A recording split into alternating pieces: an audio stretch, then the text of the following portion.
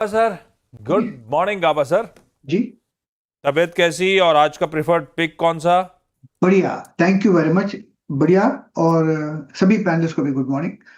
आज जो मैंने पिक किया है वो है लॉन्ग कॉल, वो है आरती इंडस्ट्रीज। इसका सेटअप मुझे पसंद है और एक काफी हद तक 4-5 दिन एक साइडवेज मूव मिला, उसके बाद जो कल का मूव मिला एनकरेजिंग है। ट्रेड करा है 478 के आसपास। स्टॉप होना चाहिए करीब 474 का, ₹4 का। Near term target 495। आरती इंडस्ट्रीज। आरती इंडस्ट्रीज ये हो गई गावा सर की पिक। चलिए इस समय की अब चलते हैं मानस के पास। मानस जी, गुड मॉर्निंग, बताइए आपकी ट्रेड। गुड मॉर्निंग अनुज जी, गुड मॉर्निंग आशीष जी, गुड मॉर्निंग एवरीवन। तो देखिए, चोला फाइनेंस में खरीदारी करने की राय रहेगी। यहाँ पर हायर टॉप्स हायर बॉटम्स के साथ कल एक फ्रेश ब्रेकआउट चार्ट्स में देखने को मिला है। तो चोला फाइनेंस में करंट लेवल्स पे खरीदारी करेंगे। स्टॉप लॉसेस 1644 के लगाएंगे। 1644 के स्टॉप लॉस से खरीदारी करने की राय रहेगी और 1710 1710 तक के टारगेट्स पॉसिबल है स्टॉक में। ऑप्शन में बहुत ज्यादा लिक्विडिटी नहीं दिख रही है तो ऑप्शन ट्रेड नहीं रहेगा, बट ये जो मैंने रिकमेंडेशन दिया ये कैश लेवल्स है। कैश के लेवल्स हैं जो मानस मेंशन कर रहे हैं। चोला फाइनेंस खरीदारी करने का मन। सतपुते साहब, गुड मॉर्निंग भाई साहब। आज का प्रेफर्ड पिक आपका कौन सा? Ashish ji, Anuj ji, good morning and good morning everyone. Ashish ji, देखिए मेरा आज का पिक रहेगा टाटा केमिकल। आई थिंक कल भी हमने इस पे बात की थी। टाटा केमिकल बहुत ही क्लीन ब्रेकआउट कल मिला है। इस तरह से ब्रेकआउट मिला, इट्स वेज फॉर्मेशन ब्रेकआउट। यहाँ पे कंटिन्यूएशन होगा। मुझे लगता है ये कम से कम 950 तक जाएगा पोजिशनली, जो चूंकि इसका 200 डीएमआ है। तो अगले सीरीज के लिए भी अच्छा लगता है। तो टाटा केमिकल 900 का भाव है, तो जो भी टिप मिले इसमें बाय करे। स्टॉप लॉस रहेगा करीबन 885 का। और आज का इंट्राडे स्विंग का पहला टारगेट होगा 925 का। ओके, तो ये टाटा केमिकल्स पर एक बाय कॉल आती हुई आशीष बहेती के पास चलते हैं। आशीष जी, गुड मॉर्निंग, बताइए आपकी ट्रेड। गुड मॉर्निंग अनुज जी, गुड मॉर्निंग आशीष जी, गुड मॉर्निंग एवरीवन।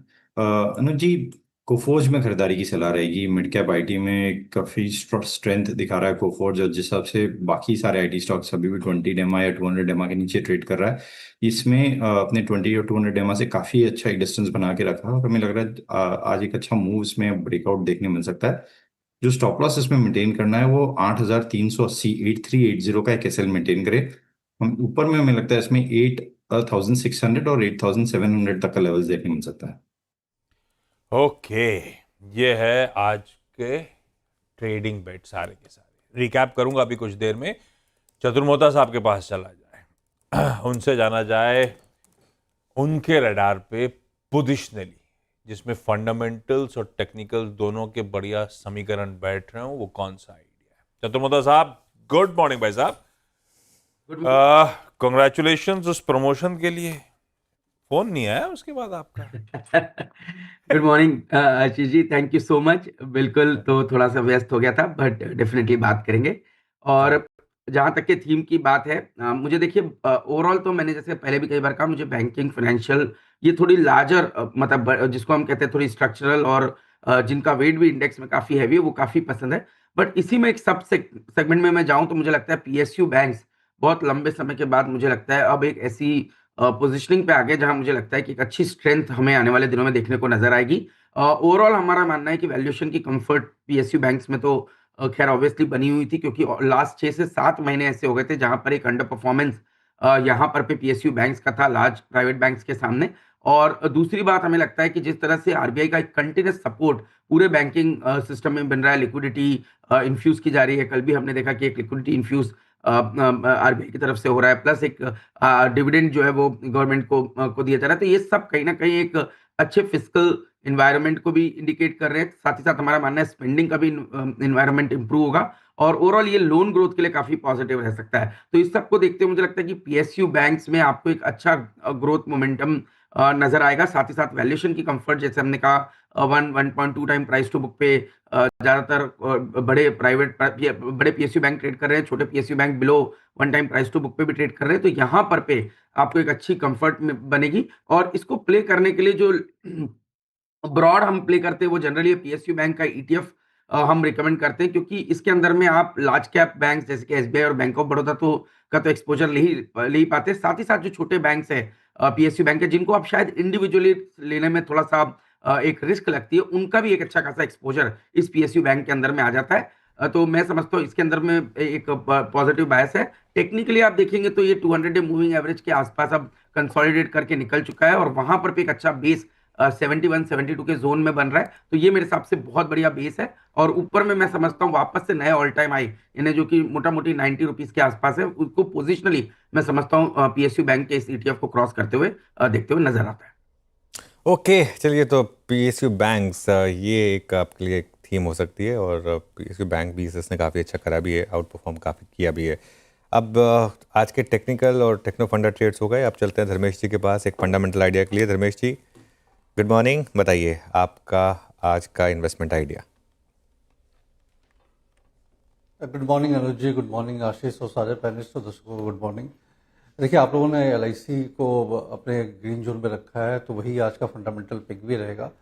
Q4 के नतीजे थोड़े म्यूटेड जरूर थे, बट अगर आप ओवरऑल देखिए तो मुझे तो फाइनेंशियल रेशियोज में काफ़ी बड़ा इंप्रूवमेंट दिखा। उसमें इनके VNB मार्जिन्स बढ़ते हुए नजर आए, ग्रॉस NPA 30 बेसिस पॉइंट से कम होता हुआ नजर आया, प्लस इनका सॉल्वेंसी रेशियो में एक्सपेंशन देखने को मिली है और साथ में ही जो एक्सपेंस रेशियो 315 बेसिस पॉइंट से कम हुआ। और ये सब ये कंपनी तब कर रही है जब ओवरऑल जो इनका 57% लाइफ इंश्योरेंस बिजनेस का मार्केट शेयर इंडिया में और लार्जेस्ट प्लेयर है।